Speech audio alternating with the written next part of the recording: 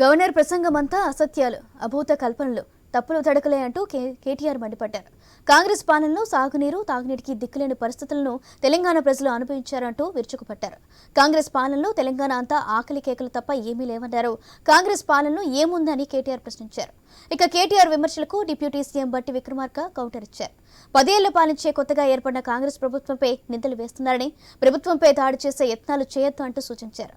కొత్త రాష్ట్రాన్ని కాంగ్రెస్ ఇస్తే బీఆర్ఎస్ రాష్ట్రాన్ని పాలించి చేసిందేంటి అంటూ బట్టి విక్రమార్క ప్రశ్నించారు.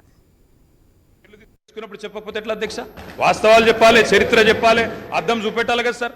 55 ఏళ్లు పరిపాలించే అవకాశం ఇచ్చినప్పుడు సాగునీరు ఇవ్వలేని అసమర్థులు, తాగునీరు ఇవ్వలేని అసమర్థులు, కరెంట్ ఇవ్వలేని అసమర్థులు వాళ్ళ అసమర్థత గురించి చెప్తే ఉలికిపడ్డం ఎందుకు అధ్యక్ష?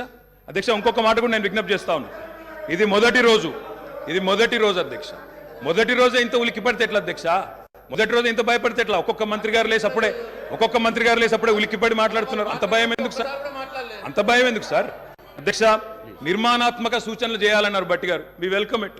కానీ మీరు నిర్మాణాత్మకమైన గవర్నర్ ప్రసంగం ఉంటే, విధ్వంసంగా ఉండకపోతే వాస్తవాలు చెప్తే మేము కూడా వాస్తవాలు చెప్పేటోళ్ళం. మా అధ్యక్షుడు స్పష్టంగా చెప్పారు, కొత్త ప్రభుత్వం వచ్చింది, తొందరపడకండి, ఒక 3 నెలలు సమయం ఇద్దాం, అట్రఫ్లాప్ అవుతారు ఎట్లాగూ, కానీ 3 నెలలు సమయం ఇద్దాం. ఎందుకంటే అధ్యక్ష చాలా చెప్తా, అవి కూడా చెప్తా. పాపం వాళ్ళ సభ్యుడే వాళ్ళని నిరికిస్తాడు.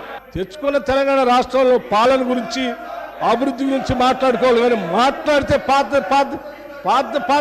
మాట్లాడుకుంటే వీళ్ళందరూ రాజీనామా ఎందుకు చేస్తా అన్నారు, పార్లమెంట్లో వాళ్ళందరూ కొట్లాడుతా అన్నారు, వాళ్ళందరూ పెప్పర్ స్ప్రే తింటారు, మిగతా వాళ్ళు ఎందుకు రాజీనామా చేస్తారు?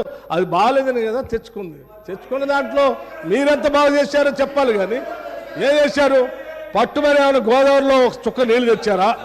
కృష్ణానదిలో ఒక చుక్క నీళ్లు తెచ్చారా? ఏం చేయలేదు కదా. లక్షల కోట్లు వృధా చేశారు. కానీ ఒక్క ఎకరానికైనా అదనంగా ఆయకట్టు నీళ్ళు ఇచ్చారా? ఒక్కడికైనా ఉద్యోగాలు ఇచ్చారా?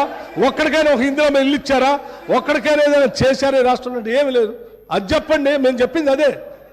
ధనంతో కూడిన, సంపత్తో కూడిన తెలంగాణ రాష్ట్రం ఇస్తే 10 ఏళ్ళు విధ్వంసం చేశారు. ఇవాళ విధ్వంసం చేయడం కాదు, స్వేచ్ఛ లేకుండా చేశారు. ఇవాళనే వాళ్ళకి స్వేచ్ఛ వచ్చినట్టు తీర్పిచ్చారు.